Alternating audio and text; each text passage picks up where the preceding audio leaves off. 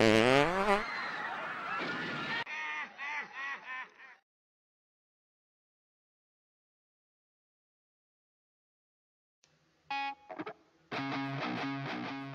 Internet, YouTube in particular, and the people who listen to me on Minds.com. Bloodwing speaking. Here to bring my brand of grumpiness to the interwebs.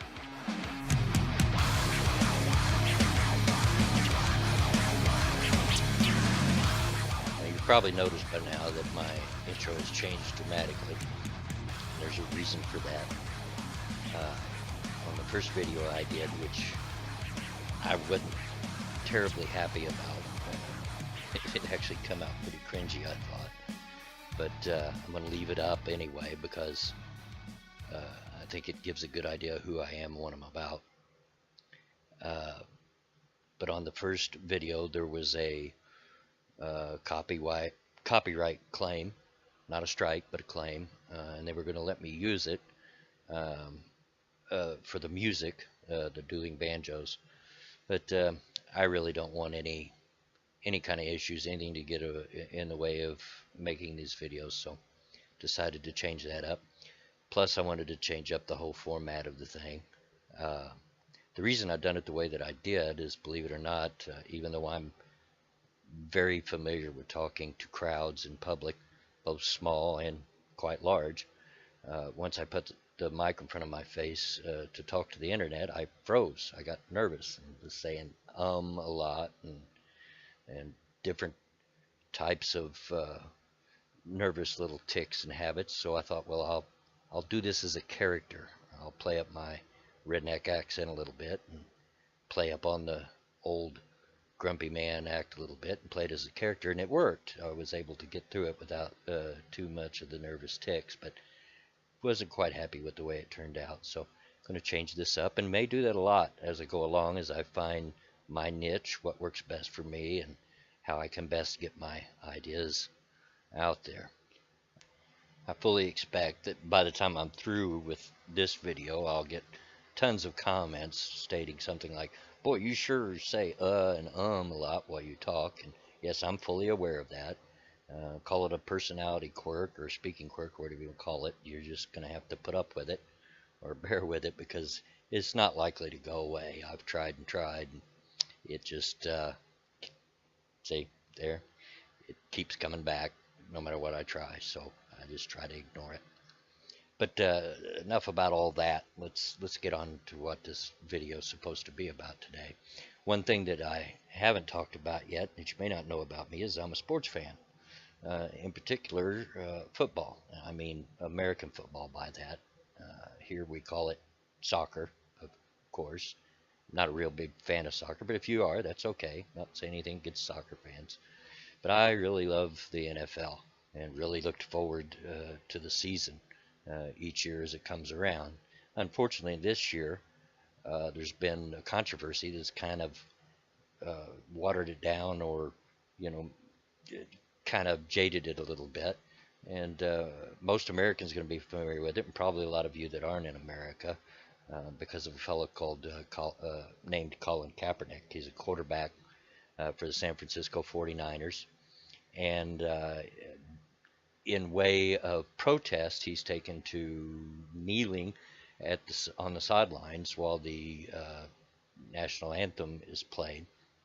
And if you know anything about American sporting events, it is an unwritten expectation that you stand and give respect to the flag and to the country and to the military and all that that has given you this freedom during the playing of the national anthem. And while they play that, they generally run the cameras down the sidelines, and so it really stands out, since that's an expectation of everybody in the arena, not just the players. Really stands out when somebody's not. So he's really calling his attention to himself doing this. Some of you not from the States here might not understand that, but so trying to give you a little bit of background on why it's such a big deal.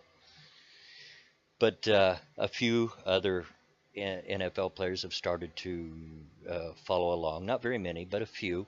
And there's been a ton of debate all over the place, all over YouTube, all over the internet, all over television, uh, about whether he should do this, whether or not. There's a lot of different opinions.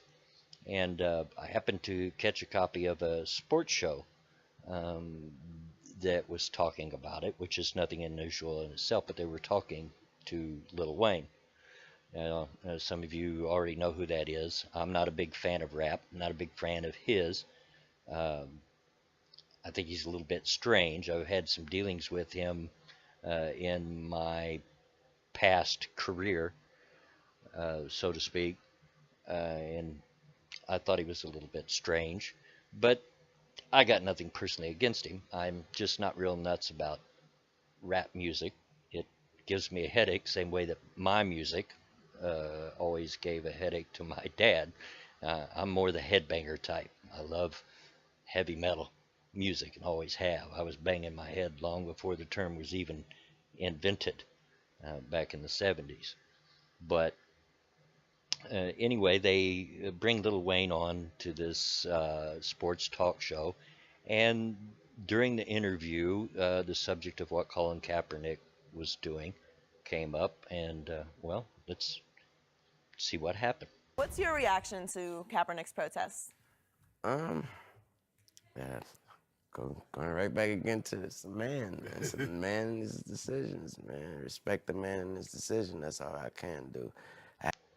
Now, some may say that Lil Wayne is waffling here, you know, trying to stay neutral, which I guess he is trying to stay neutral, but I don't believe he's waffling. He's not. He's really not.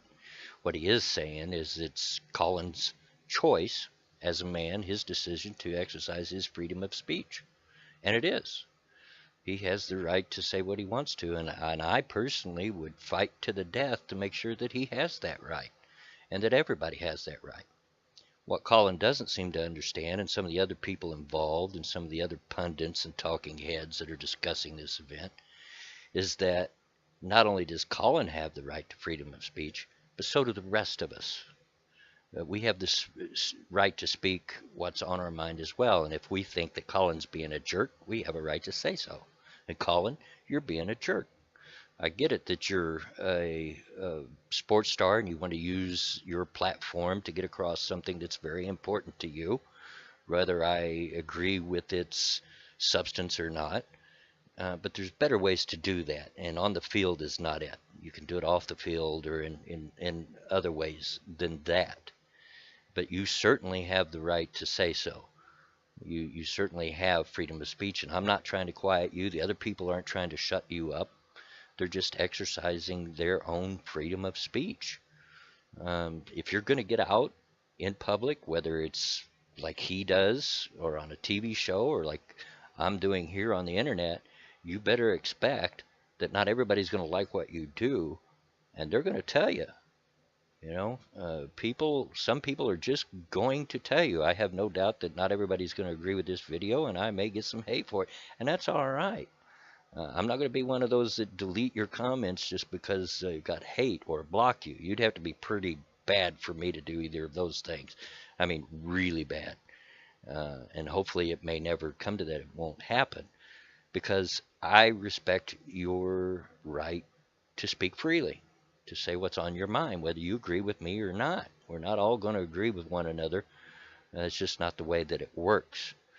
But those in Colin's camp, those that are kneeling, those that are putting up their fist in the Black Power salute, there are some doing that rather than kneeling. Some are doing both. Think that if you speak out against them, then you've got to be shutting them up, and that's not what it's about. They have that right, and I'll respect that right. I don't agree with it. Especially I don't agree with those that done it on 9/11. I thought that was pretty crappy. If you're going to try to make some kind of political statement, that was a poor day to do so. It was a day that we were supposed to recognize the sacrifices that many people made on that day, the rescuers and the thousands of lives lost, and the thousands more that were injured in the Twin Towers collapse. We were supposed to be remembering that on that day, not putting forth anyone's personal agenda. So I thought it was pretty crappy, especially on that day. But again, you have that right. And I believe that's what Lil Wayne is trying to say here. I have no opinion on it because the things that's, I mean, I'm not into it enough to even give an opinion. So when he did it, I really didn't even know what, somebody had to tell me why he was doing it. That's how much I didn't know what was going on. And I kind of still don't. So somebody had to explain to me, like, yo, you kneeling because of the Black Lives Matter thing and because of, and all that wave or whatever, that whole wave just went by me too fast for me even try to even give an opinion. So I just was like, oh, okay. That's what's happening. So, wow. Just wow. I know it's getting a bit redundant at this time, but I mean, hashtag not all. Not all black people are into Black Lives Matter. Not all agree with it. That's might just blow some people's mind. But I think he makes it very clear here that he just doesn't even give it any attention. And good for you, Lil Wayne. Good for you. I might feel better about it if you come out and spoke against it, but the fact that you give it no attention at all, don't even seem to notice it, is good enough for me. Good for you. Good for you. I know that some will call me racist, among other names. If not on this video, then in videos I plan on doing in the future on Black Lives Matter subject. But I'd be in a pretty hard spot personally if I was a racist. It would be pretty rough on me. You see, I have 9 grandkids. That's right, 9. Enough to have my own baseball team. And I'm outnumbered as heck because only 3 of those are boys. But in those 9 grandkids, only 2 are all white. 4 of them are half black, biracial, and 3 are half Apache Indian. So if I had a racist bone in my body, I'd be in pretty bad shape, you know. But my grandkids are my life. They're everything to me. Love them little rugrats to death. But not agreeing with Black Lives Matter has nothing to do with being racist or whatever. You just don't agree with what they're saying and the way that they're going about it. I may personally feel that Lil Wayne is a little bit on the strange side, but I got to give him props for that. But let's take a look and see how the rest of them react to this. You're a deep thinker in these issues. Mm-hmm. So step back from all of it. I know this is a very broad question, but where are we in the United States of America in race relations and what you see from day to day in your life? Skip, they wouldn't want to ask me that. They wouldn't want my answer to represent it because God knows I have been nothing but blessed. My whole path, these 33 years have been nothing but a blessing. I have never, and never is a strong word, I've never dealt with racism, and I'm glad I didn't have to. And I don't know if it's because of my blessings, I don't know if it's, but it is my reality. So I would have to say, not only did I thought it was over, I still believe it's over, but obviously it isn't. Obviously, this is a young man that, at least on some point, has his head together. And yes, I said man, not black man. A young man who realizes what he has, how he got it, how he came to be to where he's at, and he's appreciative of it. He believes, and rightly so, that racism has ended. And let me explain that. No, I don't think that all racists are dead. That would be a dumb comment. Of course, there are some racists still out there, and we'll get into that more later in the video. But he means that systemic racism is dead, which is what Black Lives Matter is trying to say is still alive and well, and their supporters. But he's right in saying that systemic racism is dead. I was alive in the 60s. I seen black only bathrooms and lunch counters and so forth with my own eyes. I remember those days. I remember the protests being on TV and the speeches by Martin Luther King and others. And there was places in this country that was really bad, but those days are over.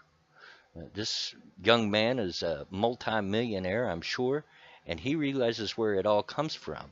He's not saying he's oppressed, he's saying just the opposite, and he's not blaming it all on someone else, in particular the white man, or it could be anything, anybody else. He's taking some personal responsibility, and that's something that's very important to me, and it's probably a topic that'll always come up. I firmly believe in taking personal responsibility for your own actions, for your own status. It's nobody else's fault, and nobody else got you there but yourself, whether it's at a high point or a low point. Quit blaming everybody else, and that tends to be what Black Lives Matter and their supporters tends to do. It's all the white man's fault, and so forth. But again, we're not done here yet. So you've never experienced any offensive behavior from any other color or? No, sir. Wow. But You are blessed. But you see what's going on even in your city, New Orleans, with Yeah. Alton Sterling. Yeah.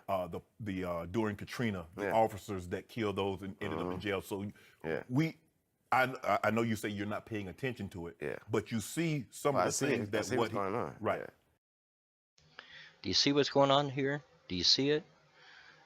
They may be mindful of their manners, genteel, watching their P's and Q's as they talk to him, but still yet, they're trying to push Lil Wayne into taking Colin Kaepernick's side, the side of Black Lives Matter, and he's just not having any of it. He's just not having it. They're trying to push him into that viewpoint, and they're almost incredulous with comments like, "You really haven't experienced racism. Wow, you really are blessed."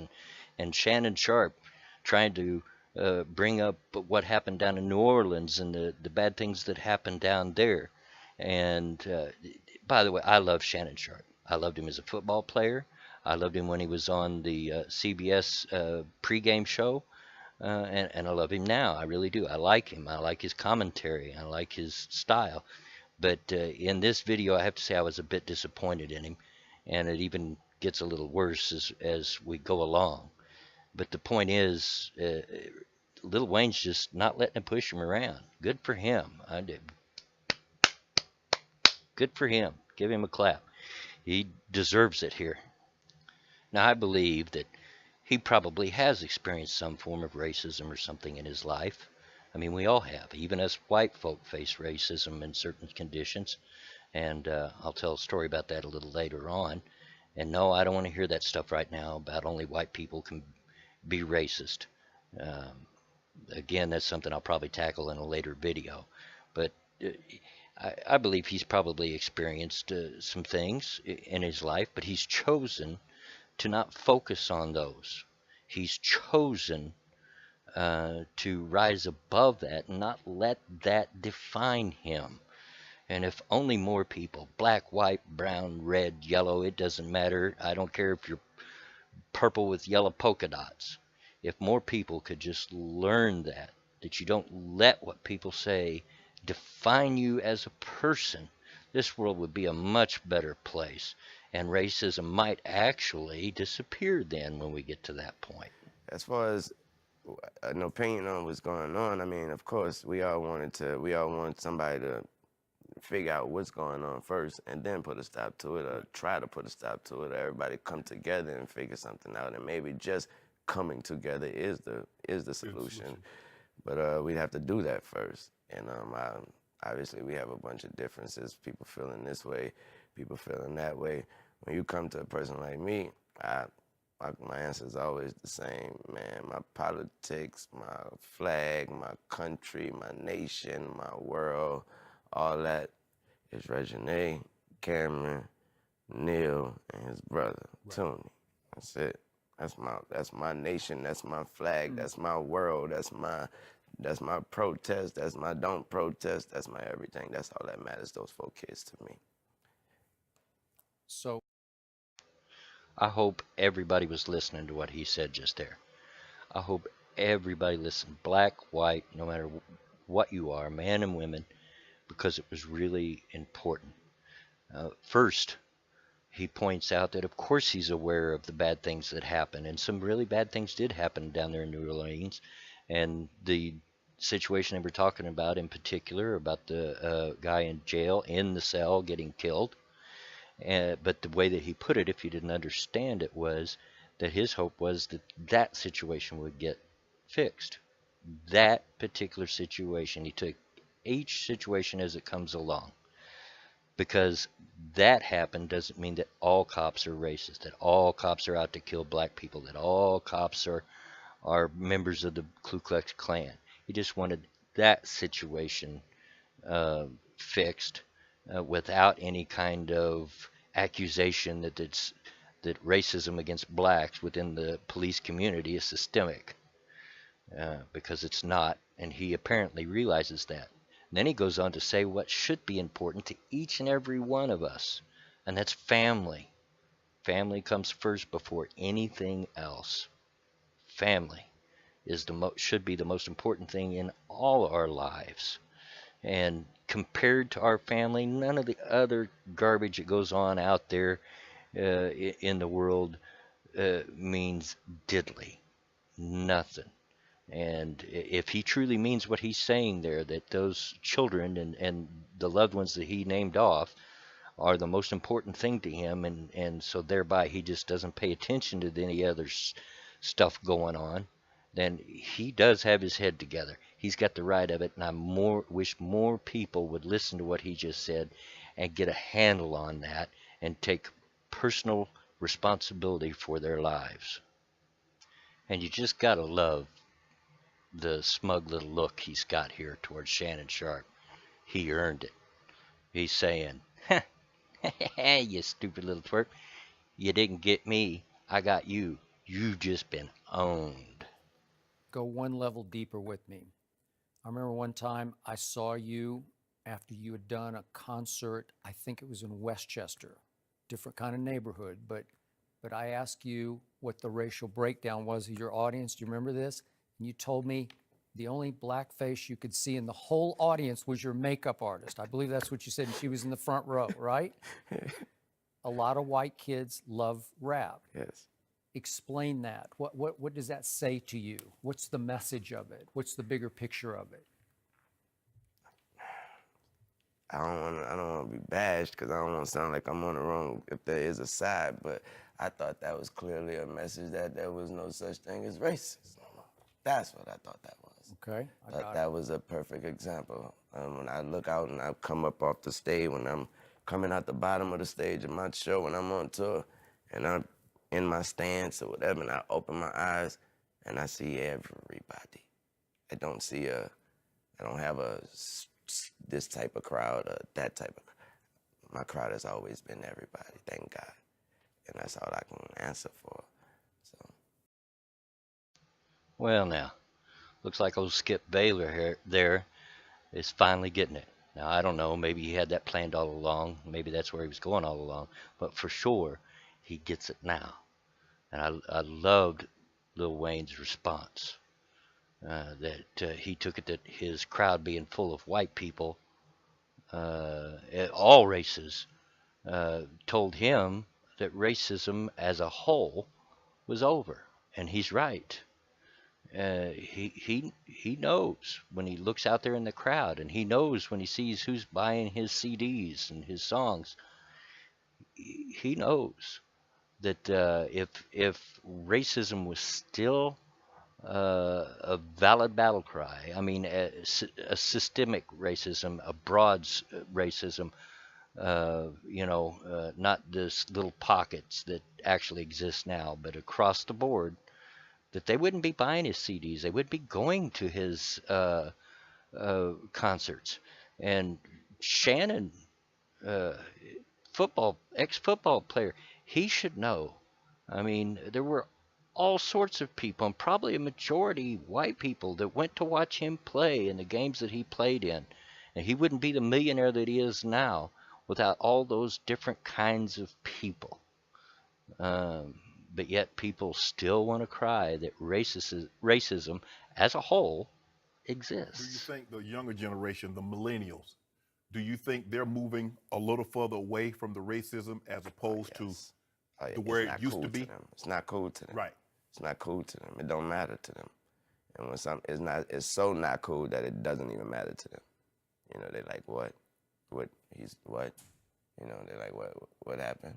And that's their response. That's the millennials' response. But could it be that you're a musician, and obviously as an ex-professional athlete or as an entertainer, do you think they treat you differently? Although you are black, you are a prominent figure in the black community. Could that be?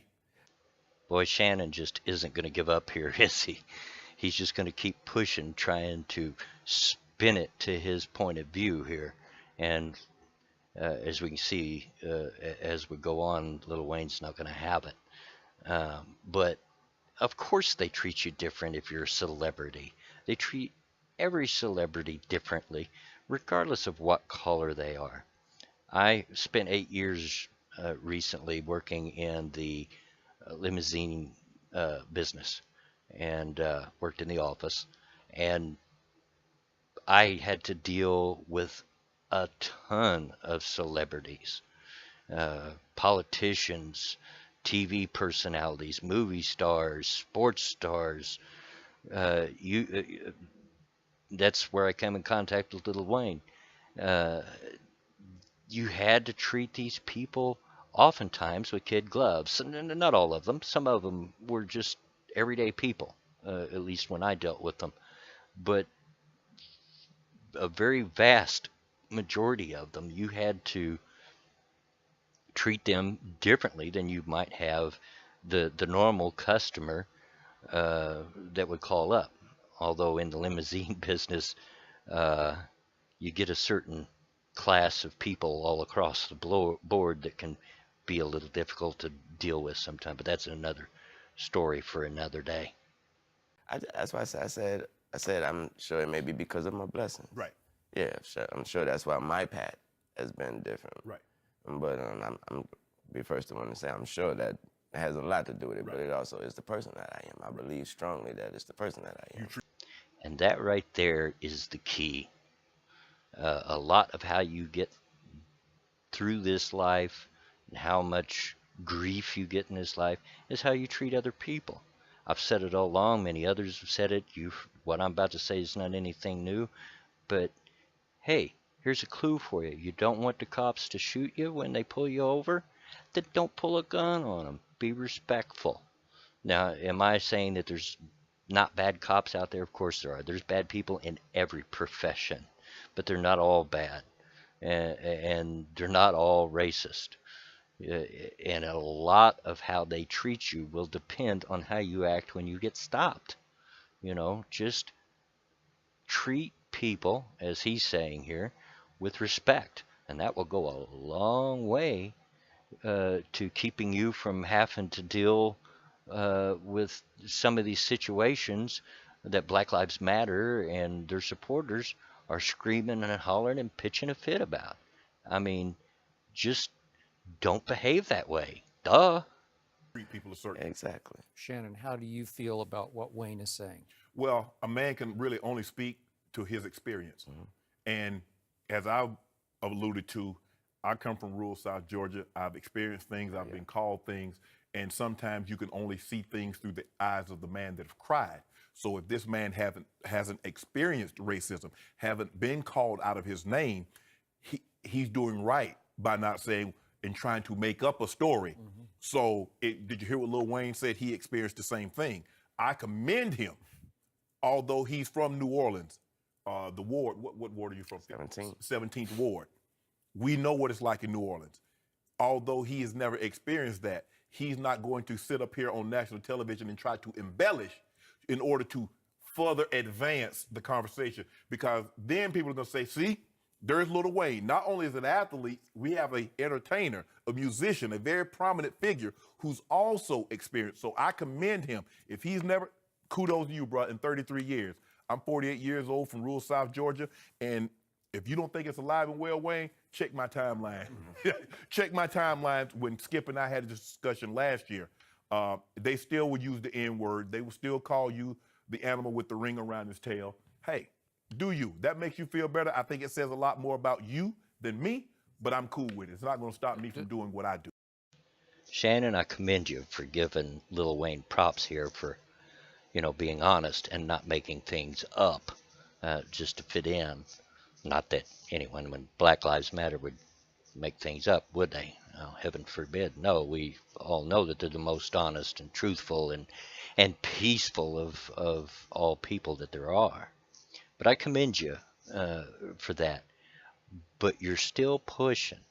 And let me fill you in something. I'm from the South too, which should be obvious probably from my accent, even though now I live above the Mason-Dixon line. My family is firmly, deeply rooted into the South. And yes, you will probably still hear that word. But guess what? I still hear cracker. I still hear honky. Yeah, that old saw still gets pulled out every once in a while. I still hear white devil, and even once in a while the old blue-eyed devil. That's another old saw they used to pull out in times past. But so yeah, racist words still exist. I can still get called whitey, which I'm sure they don't mean in a good way when they say it. Let me tell just a real quick story here that shows that you're not the only one that can still experience bad things. Many years ago, when my kids were much younger, I was in need of money, and I was working 3 jobs every day. I would go to a warehouse and work 8 to 4 every day in the warehouse. I would come home, sleep for a few hours, get up, drive to the airport, work for a very large shipping company on the airport ramp that had the initials FE, and worked for them. And as soon as I got off there, I would go by the newspaper station, pick up newspapers, and go deliver it. Now, it just so happened that my route was in a exclusively black neighborhood that was well known for being a gun and knife area. And I can't count how many times I was there and hear gunfire, automatic gunfire sometimes. Had drunks and junkies jump out from under steps and tried to accost me. Twice I had people pull a gun and put it in my face while I was delivering papers at 4 and 5 o'clock in the morning. I would go to collect from certain people with my little ticket book to show that they paid. And as soon as I'd step out of my truck and start to walk down the street toward the house, I'd have a whole group of young black people following me. And you just know that they thought I had money, which I never carried any money when I went to collect in there. You had to give me exact change because I wasn't going to carry any money. They never did actually rob me, but that's what they had in mind. But one day I was in that neighborhood and I went to collect from a black barbershop. And if you don't know, barbershops in many black neighborhoods are the focus of the male population. That's where they go hang out, they tell stories and everything. And they hadn't paid. I had to go collect. And as I'm walking up, I could hear all this noise going on. And it was at night. The sun had went down and everything. It was just really boisterous inside. And as soon as I walked in the door, it just went dead silent. Here's this white guy, and I'm pretty white, walked into their territory, and it went totally quiet. It's like the old Western when the bad guy or the sheriff walks into the saloon and everything just goes dead quiet. And I approached the owner and I asked for the money, and which he paid up, but he pulled me aside. He says, "Don't ever come in here again. You really don't want to be in here." and it really took me by surprise because I'm not a person that believes that racism exists. And it really took me by surprise to come to the understanding that these black people in there might hate white people so much that I can't even come in to do my job, you know. And of course, as soon as I walked out, I could hear all the laughter and everything going off. I was probably the butt of their jokes. I don't know, but the party started again just as soon as I left. So yeah, it can still exist, and it exists on both sides of the camp there, Shannon. So you don't hold exclusive rights on hearing bad things shouted at you under certain situations. But my point still holds. Racism, systematic racism, racism across the board as a nation does not exist. Shannon, does it give you even a glimmer of hope what he's saying about his more generation, the millennial generation? Yeah, I'm a firm believer that racism, bigotry is a learned, taught emotion. So if you do not teach someone to do that, they won't extend that. So it's got to stop somewhere. And on that, Shannon, you're absolutely correct. You are absolutely right. It is a learned behavior, and if we quit teaching it to our children, and that goes for both sides, black or white, it will go away. If you quit teaching your children that they're victims, if they can just shed that victimology that they carry around, if you quit teaching them that, all these things, oppressing, that they should be repaid, for an event, slavery that happened over 150 years ago, and all of those things, it will stop if you quit talking about all these things and making it important, bringing it back up to the forefront.